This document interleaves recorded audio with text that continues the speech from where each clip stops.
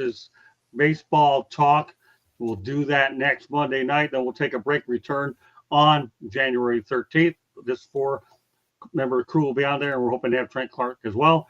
We'll talk a little bit of hot stove tonight, World Series payouts, and among other things. So with that said, let me introduce the crew real quickly. What's going on in the Barber? I'm living the life, baby. Monday night, December 2nd? Yeah, something like that. Yeah, we're counting down the days till winter break. Yeah, Candy Ebling will be having a birthday tomorrow, by the way. Oh, happy birthday, Candy! Happy birthday, Candy! Happy birthday, Candy! Hope Scott can treat you well and treat you to a nice dinner. It's the least you can do. Thanks, everyone. Do what I've got to do. All right. So with that said, also Eric Katz, glad to have him on tonight. Yes, good to be back. And of course, last but not least, George Eichhorn. Always happy to be on here live. All right. Well, that's what we do. Once upon a time, we weren't live. We are definitely live in more ways than you'll ever know. So with that said, got a lot to get to tonight. World Series payouts have reached $129.1 million according to MLB's commissioner's office. That's a 20% jump from last year's record of $107.8 million, and a big leap from the $107.5 million in 2022 when the expanded playoff format was introduced. Barbara, some thoughts about the World Series payouts increasing? I don't know why that would be a shock to anybody in any way, shape, or form, because baseball is making money hand over fist without any kind of cap or anything. They can do whatever they want. Just pay that luxury tax if you go over the allotted amount, and there you have it. You know, they've just got so many irons and so many different fires. They've got cash stream coming in from everywhere, and they can afford to pay out whatever they want to right now. Eric? I mean, not really shocking. I mean, the viewership is at a record high. People are going to games again in record numbers.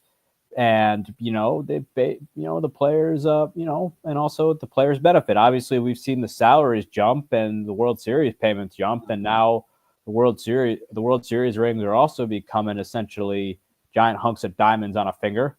But it's not really a shock. I mean, look at the spot the sport is in now, which I think it's in a great place. And, I think that, it's just a testament to, just how great things are on the money front. Obviously, there's some unresolved issues in Tampa and wherever the A's are going to play in the next few years. But other than that, though, baseball's in a great spot. So gotta pass the bread around. George. Yeah, I guess the only thing that surprised me was the fact that it wasn't a record high payout. I guess the Texas Rangers probably had more last year, but got to remember there's only 5 games played in this World Series this year. Of course, the Dodgers beating the Yanks 4-1. And then on a local level, people are excited because the Tigers even got a share, obviously, for making the playoffs and competing in the wild card. Winning the wild card series against Houston and then competing in the ALDS and losing to Cleveland, the Tigers did. But I'll tell you one thing that I like about this, only because there's a lot of players that don't make a lot of money that are not in the upper echelon. And this comes in handy for them, for their family, for giving presents out, whatever it is. This little share might seem minuscule to some, those guys making the big bucks, but the guys in the middle level of the roster and below, they're happy to get that check. Trust me, they're very happy for it. Well, you guys have already pretty much danced around it. Had that New York Yankees LA Dodgers series done 7, that number would be a little bit higher than 129.1 million, but nobody's complaining. He had all the star power in that series that was ridiculous, but it's okay. More power to him. You know full well that even if a lot of the smaller market teams get that money, whether they can spend money on players or put it in their pocket remains to be seen. But as long as you see those numbers go up, that's all that really matters anyway. All right, this one here is pretty neat. The Triple Crown Cy Young. This was the fourth time since ERA became official in 1912 that pitchers from both leagues won the Triple Crown in the same season. Get these numbers, okay? Tarek Skubal, 18-4, 2.39 earned run average, 220 Ks. Chris Sale, 18-3, 2.38 earned run average, 225 Ks. Now, when you even look at their stats, okay, and bear in mind both of these pitchers not their first Cy Young. Can you believe how close those stats are to each other? And the fact that it's neat that both of them got their first Cy Young. You know what, Eric? We'll start with you this time. Well, what's even more impressive about it is the two pitchers that accomplished it. Heading into the season, there is no way you could have told me that either of them would accomplish the feat. I can look at it and say, if you were to predict Yamamoto, Tyler Glasnow, Garrett, before he got hurt, Garrett Cole, or even Justin Verlander, your typical great pitchers, but nobody expected Tarik Skubal and Chris Sale to be the ones. Chris Sale's body was falling apart, and we were sure that his body was beginning to fail him. And then Tarik Skubal, hadn't really, he's been decent, but not hurricane dominant that he was this year. I mean, that's the great thing about the sport. And two guys that I don't think any of us expected to accomplish the feat. I think this is cool. I mean, it's something that you're very rarely ever, that you're probably never going to see again. And I'm going to guess the last time it occurred was probably before any of us were around, back when the mound was significantly closer until they moved it back because of Bob Gibson.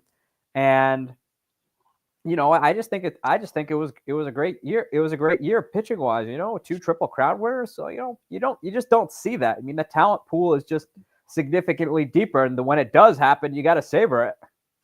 Eric, you're so right about this thing here. It's a really great feel-good story for two pitchers. That if you would have told me that Tarik Skubal and Chris Sale would have been your Cy Young Award winners, who would have thought? So yeah, it did happen. I mean, these guys not only won the Cy Young, but they got the Triple Crown in that respective category as well. More power to them. I mean, Tarik Skubal, headed into the year was probably, I'm going to guesstimate, probably he was pitching like a number 3, number 4 pitcher.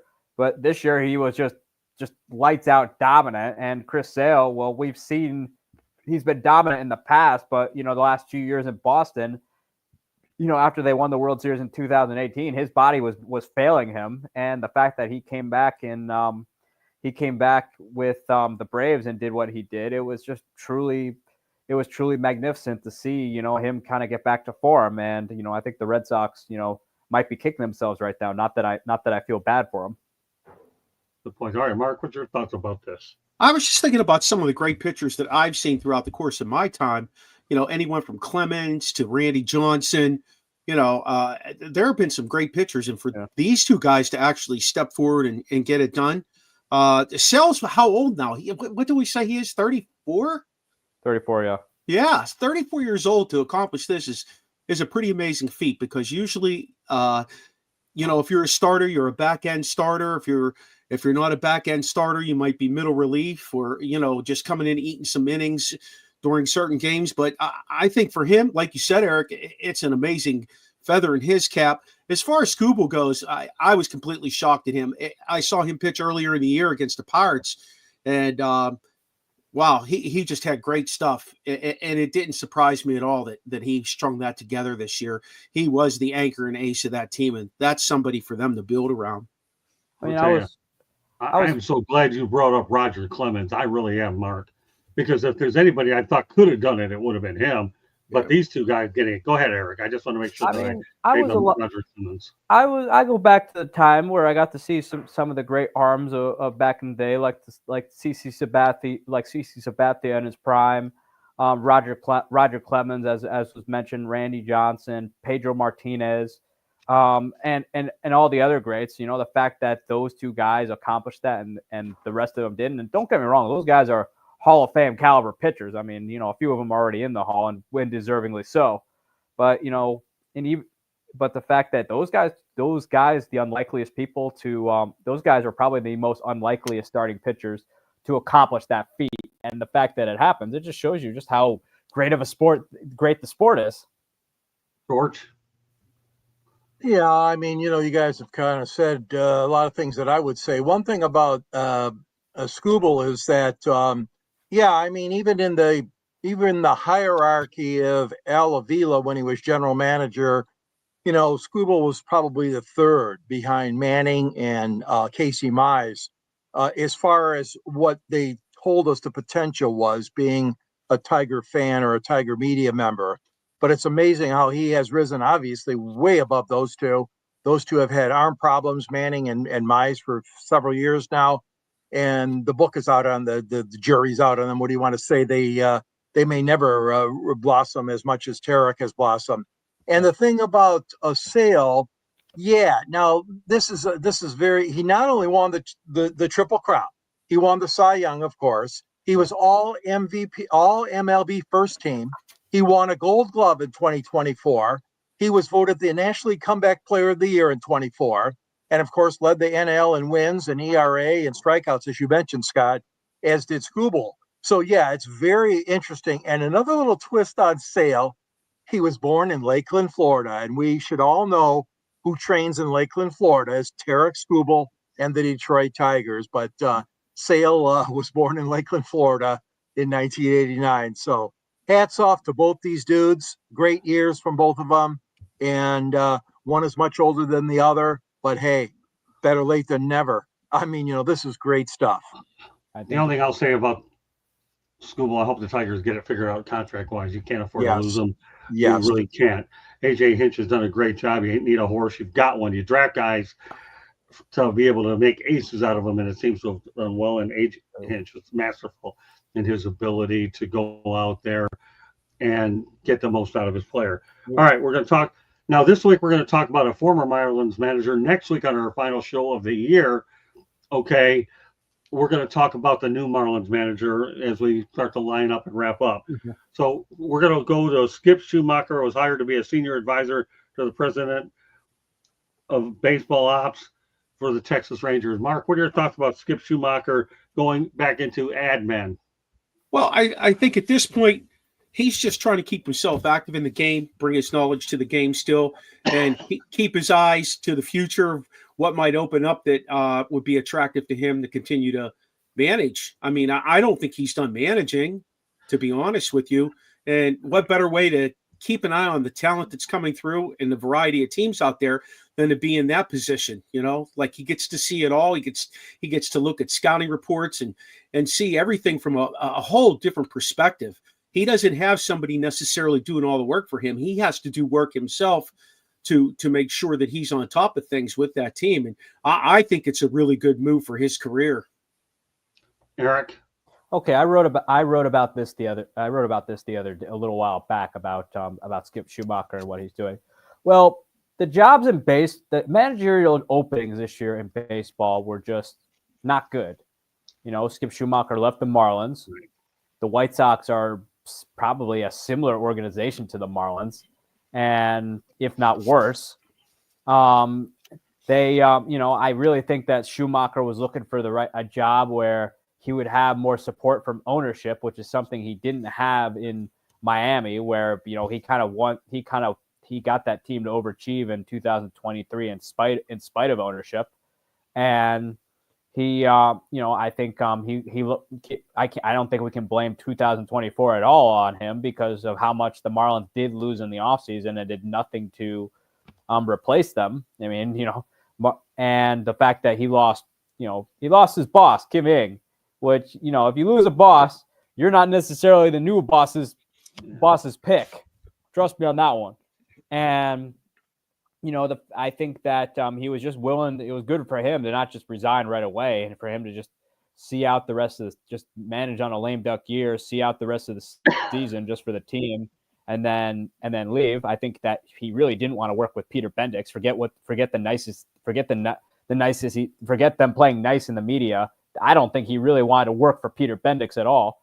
And I really think, though, that Skip Schumaker is waiting for the St. Louis Cardinals job to open. I really do.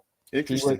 He was a player on Tony La Russa's teams and won 2 World Series rings with him. He, Ollie Marmol is not long for that job. He's really not. It was a little shocking they gave him a 2-year extension, but I think they did that because they wanted to avoid having him manage in a lame duck year where, the manager, you risk having the manager when the season goes down the tubes, stop caring because he knows he's going to be out of there. So they didn't really want to risk that because they were trying to be semi-competitive. So the move kind of made the extension made sense a little bit. But I don't see him seeing out that whole contract. I really don't. The Cardinals are resetting. Marmol's only led them to the playoffs like once, and he also led them to their worst finish in a very long time. And they're in a rebuild right now for all intents and purposes. And right now, I think once Ollie Marmol gets fired, Skip Schumacher is going to be the guy that they're at least going to try to have a conversation with, because the fan base loves him. The fan base has been crying for him. Actually, they've been crying for him all year with him in free agency when they decided to hold on to Ollie Marmol. But I really think that Schumacher is waiting for the Cardinals job to open. You know what, Eric? I'm going to say this, and then there is one question here I want to go ahead and bring up that's for Mark. I think you are dead on. I think he is looking for that St. Louis Cardinals job. I really do. So you're right, Mark. Okay, I'll go back to you. It's good to stay in baseball, learn a different type of baseball for a while, and come back a little fresh. And I'll make another point. Old Marlins managers get rehired. You want an example? Joe Girardi. How did he do with the Yankees? Did pretty well. Now Mattingly will get hired anywhere. It doesn't matter.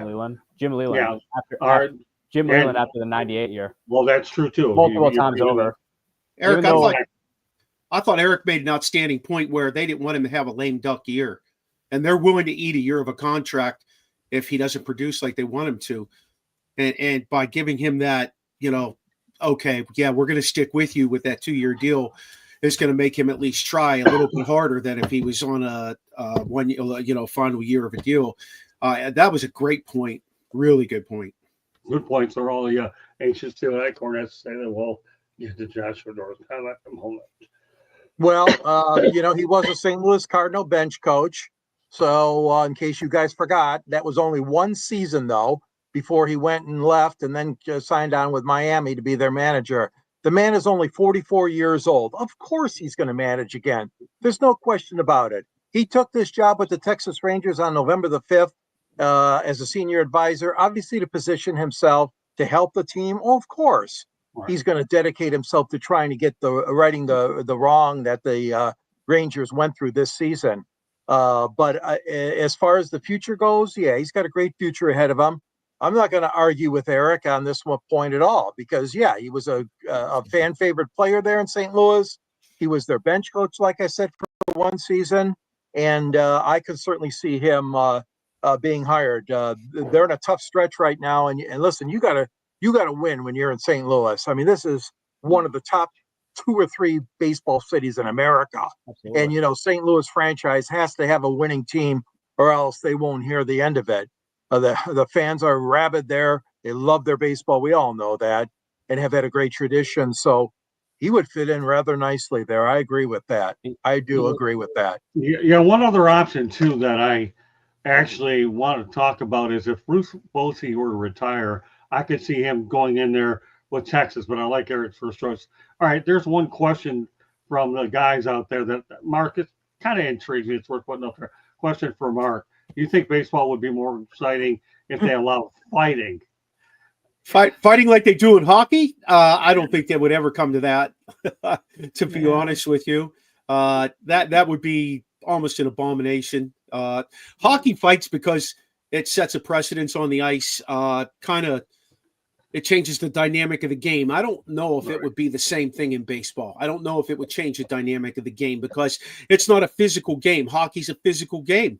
And that's why, that physicality comes out there. And that's how you take control of the ice, to be quite honest with you. And I did see you ask if I'll be giving coverage of the Panthers and Pens tomorrow night. Yeah, I sure will. Pens are on a 3-game winning streak. And this is a test this week for them, not to get off track here, fellas, but they have the Panthers, Toronto, and the Rangers this week. So this is a great test for the Penguins, and I'm excited to see what happens. Well, Eric, when you're getting a comment from Josh Bedore, I have to be objective to mention it. You made it through the system. When you go out there and fire off one intelligent comment after another, you have to impress them with their system, but you know what? Well, they get these. I got to put it up because you don't get these offense. And yes, you can go ahead and contribute. Well, we got to get these guys a little. You made it through the system. Yeah. Well, when you know what the heck you're talking about, okay, kudos. So we'll leave it at that. Okay. So, and then of course, blows doubles up on it. And then, Eric, you can make your point. Okay. There you go. I put it up there. All right. Go ahead, Eric. Keep going. Barbara, I disagree. Baseball used to be a lot more physical than it is now. When when the runner goes running down second base and they take him out on the double play. Also, runner goes sprinting around third base and hits the catcher like a freight train. Baseball was a little more physical than it is now. Obviously, not nearly hockey, because hockey that's because hockey, obviously you're in America anyway. You're beating the guy around like with a pinball into the boards. But it's baseball is baseball obviously, in terms of fighting. It's not like hockey where there's a hockey, there's a level of respect there. Even if the guy goes after it, there's a level of respect there. Baseball, I don't think you'd get the same respect for doing that. Well, I'll just say this, and then we'll turn it over to Candy Ebling for a station break. If you can find me a more physical play than Ray Fosse getting barreled into by Pete Rose, please look it up, because I know that we've had a lot of collisions with that one. And I talked to Ray Fosse about that when I was out in the Cactus League and covering him out. And was that an exhibition game? It was an all-star game. It wasn't an all-star game. Yeah. Horrible we did. But that's the most physical play. I know Joshua Joel, I know it's a baseball show, but I don't mind a little hockey if it's sensible. And this one is. Hockey was a lot more physical too than it is now. No kidding. That's why I love the original six. With that said, okay, Candy, I believe I'll turn it over to you for a station break. You are listening to the South Florida Tribune YouTube channel. We published a book late last year called Lessons from the Microphone, Tuning into the Enduring Wisdom of Visionary Leaders. It is written by your host, Scott, the Motor City Madmouth Morganroth. It talks about his 40 plus years in the industry and how it has changed. Old school media versus new school media. And the foreword was written by none other than George Eichhorn. All right. It is available on Amazon, Barnes & Noble, Kindle, Apple, and Google Books. Get your copy today for your own present, and then get one for somebody else as well. There's also a link on our website, www.South Florida Tribune, where you can also read the more writing of Scott and George. And you can, there's a couple pictures here and there if you like looking at pictures too. And those I took. If you like to listen to podcasts, you can find us wherever you get your podcasts. Monday nights, we talk baseball. Tuesday nights, we talk football. Wednesdays, we talk, you never know what we're going to be talking about on Sports Exchange. And then on nofilter.net on Wednesday nights, Scott has his Motor City Madmouth show. Yes, you have to buy a ticket to watch, but we set the price at $0, so it will not cost you anything, just a little time. That's all. If you'd like to advertise, you can call Scott 954-304-4941. If you want to be a guest on the show or have some ideas, email us at South Florida Tribune at gmail.com. And that is spelling it out, SouthFloridaTribune, South Florida Tribune at gmail.com. The same with our website. We also have a merchandise store that the link is on our website as well. If you want a cool hat or a sweatshirt, go get yours today. Back to the program. Thank you, Candy. All right, as we continue on, there's some pretty much, all right, Joshua Dorr, enough of the turbine stuff. The person that's mentioned it isn't on. So bring that up again and you'll wish you didn't. Just a heads up, okay? Not turbine. Stick with the show, okay? Or I'll turbo you out of here. All right, with that said, the San Diego Padres extended Mike Shildt for 2 years. Mark, you guys, all you have to do is give me a brief one here. Good move, Mark? Well, I mean, you put this team together. You've gotten so far this year. I guess you want to see what you're going to do to finish it out. If you can get to the end of the, get to the World Series and get yourself a championship, kind of like we said about the guy in St. Louis. You're going to push him on and not let him be a lame duck guy and let him try and bring that team back from where they haven't been. I think it's a solid move for them, to be honest with you. I mean, I know there's some people out there that could take that job, but I think at this point he's done a good job. Okay, Eric, some thoughts. I mean, Schilt, I mean, no, I'm happy he got his second chance because I thought what happened to him in St. Louis was just wrong. And St. Louis has been spiraling out of control since. And, I think Mike Schilt's a great manager. He got the Cardinals winning again in a hurry, and look what he's doing in San Diego. He has the Padres winning again in a hurry. I think this year, San Diego finally played up to the hype of Slam Diego finally. Even though they had all those even though they had that dream player, they just never had really the right manager in the dugout. Now you got a guy who, Mike Schilt, who can, who's very, who's all about the details. He's kind of a very balanced manager, players coach, but at the same time, he means business, which I think is what you have to be as a manager nowadays. You can't be too homey with the players, but at the same time, you can't be too uptight with them because gone are the days of the old school manager. Thanks due in part to Gen Z. But Schilt, I'm happy they extended him. I think he's very deserving of it. He got them winning in a hurry. I think honestly he got the last laugh on the Cardinals, and it's been truly awesome to see. George. Yeah, Mike is. I like him a lot. I think that this was a good move. He's 56 years old. His record is above 500, but it's actually 563. His winning percentage as a manager. I mean, he's got a lot of background as far as being successful in the minor leagues and as a coach and manager. And yeah, San Diego did have their best year recent years that they've had. They got tough sledding, of course, in the same division as the LA Dodgers, the world champion Dodgers.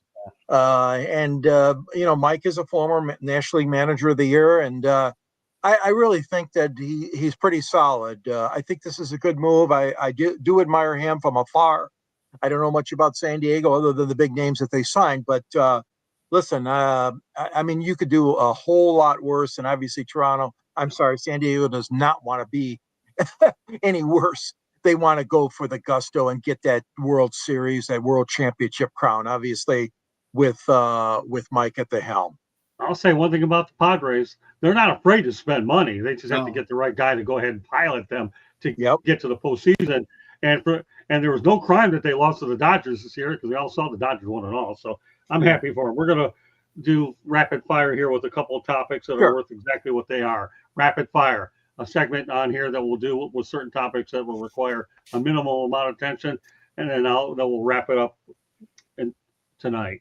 Okay, earlier this fall, Kyle Schwarber sets a new Major League Baseball record with his 14th leadoff homer.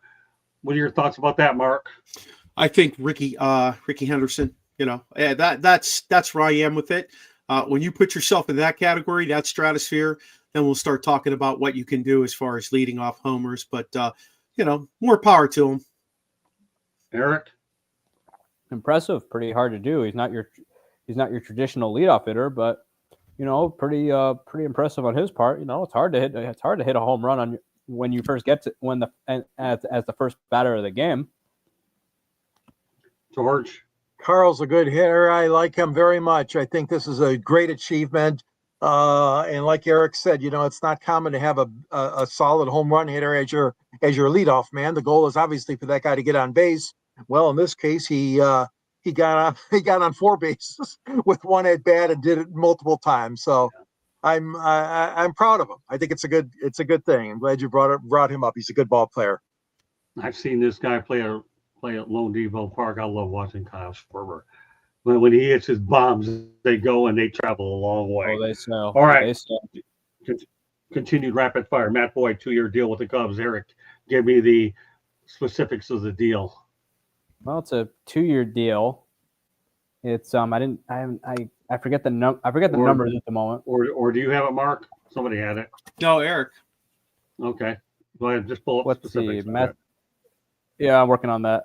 That's okay. Well, I know it's a 2-year deal. I mean, he, despite not pitching he actually in limited time, in 8 games, he actually pitched really well for Cleveland last year, and was part of the reason why they were able to win the he helped them down the stretch, eventually clinch the AL Central, and he's bounced around the league too, but still proven he can still be a being all right pitcher. I know he was on the Tigers for a minute there. Right. Yeah, long minute.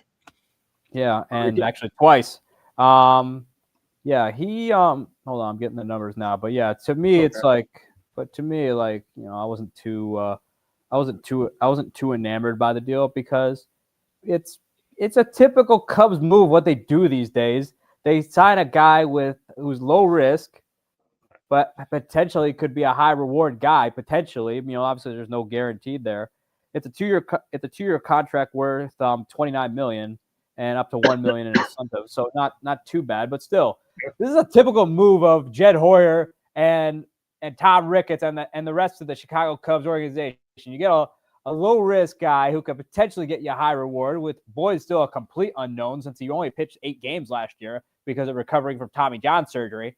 But gosh, the Cubs, that was probably like, despite them talking about second tier pitchers, Matthew Boyd is not a second tier pitcher. I assure you, he's more like a third or a fourth these days. And he's never been that guy in his career. And the Cubs all of a sudden think that they can be a fringe wild card team and make a run at the World Series. Well, hello, if in order to be a fringe wild card team, I see too many teams doing it, you have to have everything break perfectly. That's what happened to the Diamondbacks in 2023. Everything broke perfectly for them. Mark? But it's but to me it was, it's okay, but geez, it's just a typical cheap signing by Tom Ricketts. Okay. Mark, go ahead. I was just thinking about what Eric said. That's a third or fourth guy. If you don't pay him too much and your expectation isn't through the roof, it's okay. I mean, Eric, to be honest with you, and you know where I'm going to come from with this because I talk Pirates all the time. I mix them in quite a bit. I see this all the time in Pittsburgh. They sign a guy who, a 1-year deal, a 2-year deal, and they hope to catch lightning in a bottle with the guy because they know a year or 2 years ago he was doing some admirable things. And more power to them. I mean, if they can find that, good. Not everybody has the money to spend, but Chicago does. And you're right. Like they really haven't rebounded since they won that World Series. And they have not done anything to put themselves in position to kind of keep on going with that. And they have the money to do it. And I don't understand why they're not doing anything. All right, George. 46-69 his career record. I looked it up. So Matt Boyd is bouncing around like Eric described. He did some nice things with the Guardians through the second half of the season after he got healthy. But he wasn't even there a full season. I can relate to this, Eric, because Detroit's done the same thing the last few years. They go after a couple of veteran pitchers, then they can see if they can move them. And in their case, not to contend, but to get young players in the pipeline. So the Tigers do it all the time. I'm waiting to see if he's going to sign a couple more. The challenge is that market in Chicago obviously is bigger than Detroit's by far, because there was talk possibly of Boyd coming to the Tigers. Well, that's not going to happen now. But I agree with you. I mean, that's going on the cheap. If you're the Cubs, you're doing this on the cheap. And come on, you got to go after pitchers a little bit more successful than Matthew Boyd if you're the Cubs. Okay, I agree. I think the key to this whole thing is how Craig Counsell uses them. Craig Counsell, if there's anybody that could go out there and determine what type of use he's going to get out of them, he's the right guy to figure it out. Again, go ahead, Eric. Well, here's the thing, though. I mean, Craig has a way of just completely controlling the game. Well, the thing is, in Chicago, he doesn't have the bullpen that he had in Milwaukee. That's always deep, whether it be Josh Hader, Corey Knebel, Devin Williams, you name it. He doesn't have the starting pitchers. Mind you, when he had 3 all-star caliber pitchers during his time in Milwaukee with Corbin Burns, Freddie Peralta, and Brandon Woodruff when he's healthy. He just does not have that kind of team. Chicago hired it. When you hire a Craig Counsell, that is waving the flag at everybody saying, hey, bring it on, baby. But all they've done is they might as well have not fired David Ross because they're still treating the team like when David Ross was there. To be truthful, this is not a manager problem because actually it should be noted that David Ross actually got them closer to the postseason than Craig Counsell ever did last year. Is Craig Counsell under any fire? No, I don't think so. Maybe from the fans, but I doubt the Cubs take the fans' opinions too much into consideration. But it to me, like, Matthew Boyd is okay, but he's not a guy that's really going to move the needle and take you over the top. He's just a guy, a good back end starter who you pitch in the middle of the series. That's it. He's not a needle mover. How about Chicago start acting like Chicago and get themselves some stars? Chicago, you have no excuse for the money that you're bringing in. You have your own TV network. Check. You have Wrigley Field, which for all intents and purposes, no matter how good or bad the Cubs or the White Sox are, baseball is a monopoly at that point on the north side, and people are going to go to Wrigley Field whether they're Cub fans or not, no matter what. But you got the money. Spend it. Right now, all you're doing is putting a pile of crap on the field at Wrigley Field. It's starting to remind me of the old Montreal Expos whenever they would play in their god-awful concrete dump in the middle of downtown Montreal. Yeah, the only thing I'll say about it is the only thing Counsell didn't do was he didn't bring the Milwaukee Brewers coaching staff down. Number one, the Tigers moves should be bringing Justin Verlander back to Detroit. That's what I would do, but we could talk about that another time. Antanasio wouldn't let him. He made sure all those people were under some good contracts. They did. And also they were fortunate enough to get the manager. They were fortunate enough to keep Pat Murphy around because everybody thought Pat Murphy would go with them, but Murphy ended up getting the job. And I do applaud Antanasio for this. Antanasio essentially gave Counsell the middle finger out the door and kept the coaching staff intact. Don't think for a second Antanasio wasn't thinking about that, considering he lost his GM to Steve Cohen, who he practically loathes and would rather drown in Lake Michigan. He angered, and also Craig Counsell leaving angered him so much that he went on TV and lambasted him for what he did. But don't think for a second Antanasio didn't have a little ego there, saying you're not taking anybody with you. And now he's stuck with old David Ross's coaching staff right now. Yeah, but let me say this, and I'll leave it at that because I want to move on to a couple of other things. I do believe that David Ross is going to land another managerial job somewhere. I do believe. Hey, he's a former catcher. I'm a former catcher. Catchers are supposed to manage anyway because we manage everything in front of us because there's nothing behind us except backstop. All right. Another move that was made today, Frankie Montez signed by the Mets, previously the Brewers. All right, Eric, since you know about the Brewers, you're there. Give me some thoughts and we'll go around the horn. Well, one topic to go before we wrap it up. Well, Frankie Montas, when he's healthy, he's a good pitcher. I mean, obviously, I'm not going to put his time in Cincinnati on him too much because it's really hard to pitch there because their ballpark is so small. Like, it's probably one of the more hitter-friendly ballparks in all of baseball. So I can't really put that too much on him, given the fact the ball flies. But in Milwaukee, he had a few. He actually did decent for him. I mean, obviously the ERA is a little misleading because he had a couple starts where he absolutely got blown up, and Pat Murphy probably should have pulled him earlier than he actually did. But nevertheless, he actually did. He didn't do too bad of a job for him. He kind of helped him and Aaron Savali kind of helped stabilize the rotation for him, which despite the Brewers going through starting pitching last year, like we changed socks each morning.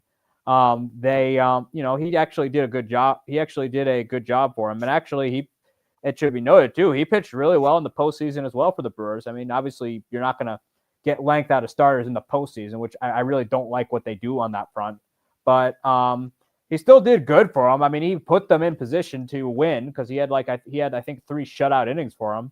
So, he set him up. Granted, they were probably a Pete Alonso home run away from making a comeback. Mark, I mean, Eric said it all. okay. He got us down a rabbit hole there with, yeah. Eric's a pretty knowledgeable kid, so I mean, I did notice.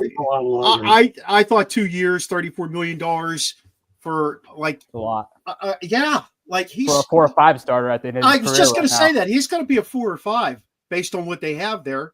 I mean, is that worth that you don't have some young guys that you can slot in there that are hungry to win like that. I mean, if you're looking for experience, okay, but spend the money if you're looking for experience for a 1, 2, or 3, not for a 4 or 5, in my opinion. And You know- what exactly are you going to learn from Frankie Montas? It's not like the guy's accomplished anything of note in his career. I'm a little shocked, Eric, at the guys that are signing now. Think about who we just talked about: Boyd, Montas. The guys that are signing now at this point in free agency just make me scratch my head. And I know you had said when we talked earlier about how, it's going to be down the road that they get signed and stuff, but I'm just surprised some of these teams aren't trying to make some deals a little bit earlier. Usually by Christmas, we see some movement of some bigger players, and it just seems to be dragging itself out as the years go on now. At this point in his Well, career, you might see a bit more. Well, hold on, Eric. You might see a bit more with the baseball winter meetings coming up. Go ahead, Eric. Well, at this point, obviously, you're seeing the guys now get signed early, because number one, they're cheap, and you actually do need cheap guys who have a chance to do some good for you in your rotation and in your lineup. That's just, you can't just go out and make a baseball team off of MLB The Show. But at this point, I thought the Mets, paid a little too much, because at this point in his career, Frankie Montas should be signing I don't know, $15 to $20 million deals around that range, kind of like around probably Matthew Boyd, $29 million, kind of like what Matthew Boyd signed for at most. But at this point, he's just a pitcher that at this point, he's just the type of thing that you find on sale at a Kmart whenever the blue light special happens. It's stupid money. Yeah, it is. Listen, the only thing I'll say teams. He's been on 4 teams in the last 2 years. That's all I got to say. Yankees, they got rid of him. The Reds, the Brewers, and now the Mets. Yeah. So he's lifetime. He's 1 game above 500 his lifetime, a 4.04 earn run average. Yeah, he's a 3rd or 4th guy, but they're giving a lot of money out to these guys. Well, the only thing I'm going to say about this, but I don't have a lot to say about it, is Milwaukee Brewers have to spend their money wisely, where the New York Mets have money to burn. That's Very all I true. have to say about it. Yep. So, all right, final topic. Excuse me, the final topic of the night. The legacy of Andrew McCutchen. He actually had his 10th career 20 home run season with the Pirates. Will Pittsburgh be able to keep a mark? And just to let you know the kind of company he joins, got Giancarlo Stanton, Freddie Freeman, Paul Goldschmidt, Bryce Harper is the only active players with 10, 20 home run seasons. All right, well, you know what? We'll start it off with Mr. Pittsburgh. They're going to keep him. They're going to keep him because he puts asses in the seats. Excuse my French. And that's the only reason they're going to keep him. He spends a lot of time as a leadoff hitter too in Pittsburgh. And he hits his fair share of home runs in the leadoff spot. But no, they'll keep him because there was one reason and one reason only they brought him back. They knew they could get him on the cheap, and they knew by having him in Pittsburgh, he could be the DH, and people would come out to the ballpark and support him, because people in their minds in Pittsburgh still think he is an MVP caliber player, not just because of what he does on the field, but what he does in the community. So I would be shocked. I would be absolutely shocked if they didn't re-sign him. Fair enough. Okay, Eric. I mean, he generates great PR for a franchise that really doesn't get a whole lot of great PR. Although that rotation's kind of started to flip that narrative a little bit, particularly with Paul Skeens. But everybody likes Kutch. I've never heard a bad thing about him. I was fortunate enough to see him in Milwaukee in 2022. Love the guy. He's just his energy. He loves playing the game. He's fun. Why not? He's the guy that everybody in Pittsburgh loves, because ultimately, under his leadership, people of my generation got to see the Pirates in the postseason. Prior to that, the last time that happened, you'd probably have to walk through the previous jobs of both George and Scott. But how old are you, Eric? 29. Yeah, so 1990, 91, somewhere in that ballpark. That's the last time they were actually in the playoffs with any relevancy, and that was with Jim Leyland. Yeah, Yeah, and Barry also Barry Bonds. Bonds, and Yeah, that's also Andy Van Slyke. yeah. Okay, there you go. And but yeah, the last time, but yeah, prior to Kutch doing that, the last time this happened, you'd probably Scott had some hair. Thanks a lot, Eric. Why do you think I wear hats these days? Well, maybe to promote the brand, although tonight it's the alma mater. But go ahead, Eric. But yeah, I mean, he's a hero in Pittsburgh. Why not? Why not?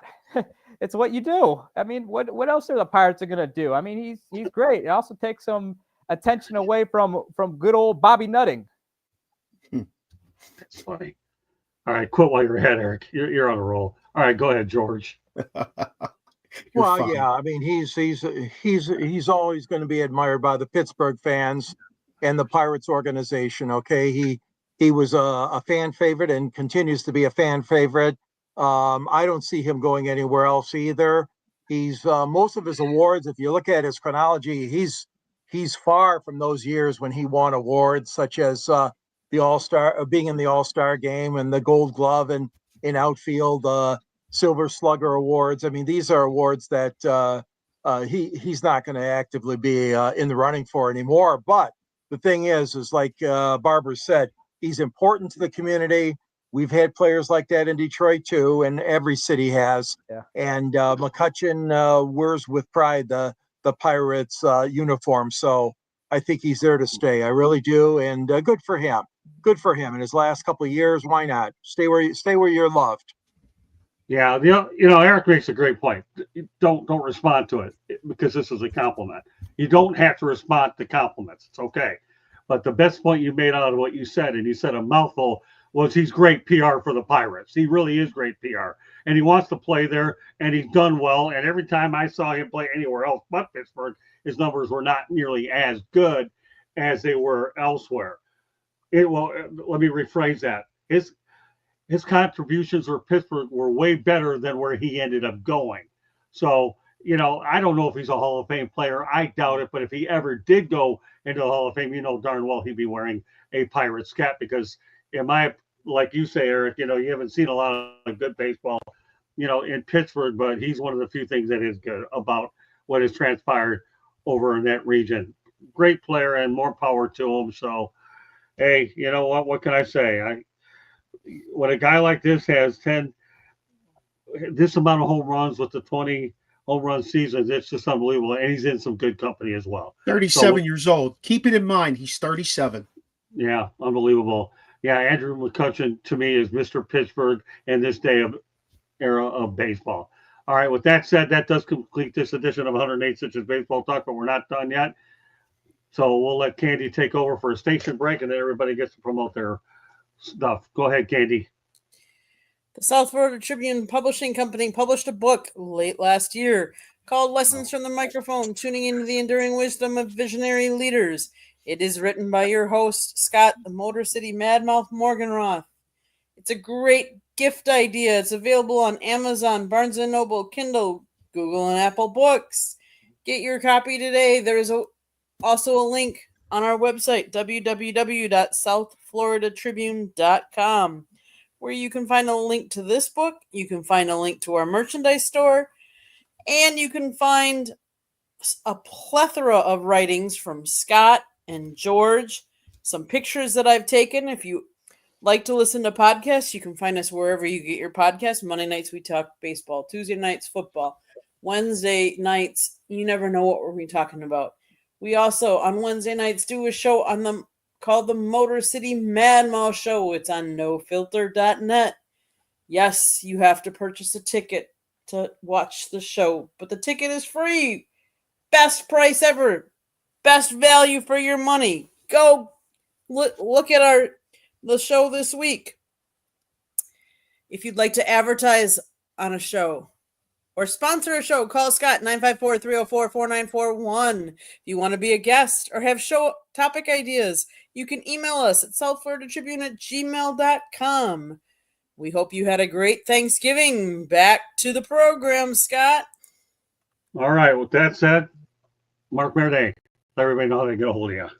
Hey, everybody, you can find me either at OSP with MM or Original Sports Podcast. We're on any place you can listen to a podcast. You can find our our YouTube show. We're also on Roku Tuesday nights from 7 to 8 o'clock on the NESSP station. So make sure you join us. Come on in, have some fun with us like you do with Scott and the gang here on Monday nights. Very good. All right, go ahead. And I think Joshua wanted to know if you were still or one of those guys were asking if you were still working for Belly Up Sports. So are you still working with them? I am. Okay, good. I left plenty of content before I went on my nice little vacation to visit my grandma in Delaware. Sounds good. All right, go ahead. Give them the rest of your information, Eric. You can find me on Twitter at Sports Team News, or you can find me on my blog at bellyupsports.com, where I'm writing all things baseball. And for those who think I go too hard on your team and also on my own, yes, I hate my team and your team too. Very good. Well, I give Eric credit. He's very brash, but he's knowledgeable, so he's got more power to you. So, all right, go ahead, George. Wrap it up.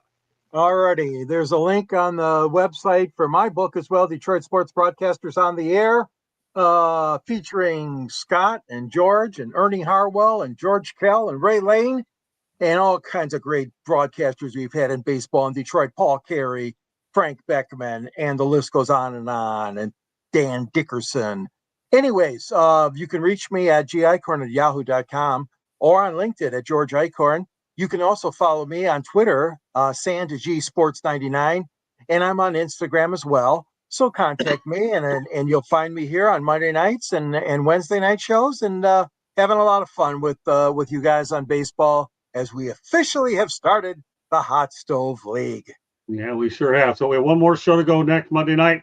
Take a break from baseball until after the first of the year. So we hope you enjoyed this edition of 108 Stitches Baseball Talk. Appreciate the contributions in the chat room. But on behalf of Mark Maraday, the barber, Eric Katz, the brash but diamond in the rough, he's polishing with every show, and George Icorn, my longtime colleague and punching bag when I need him. Okay, this is Scott Morgan, Route the Motor City Mad Mouth. Yeah, he knows about the picture we took at Little Caesars Arena. This is Scott Morgan, Route the Motor City Mad Mouth. Thank you for joining us, and we will see you next Monday night. Take care, everybody. Have a great week, and hope you enjoyed your Thanksgiving. Bye now. Bye.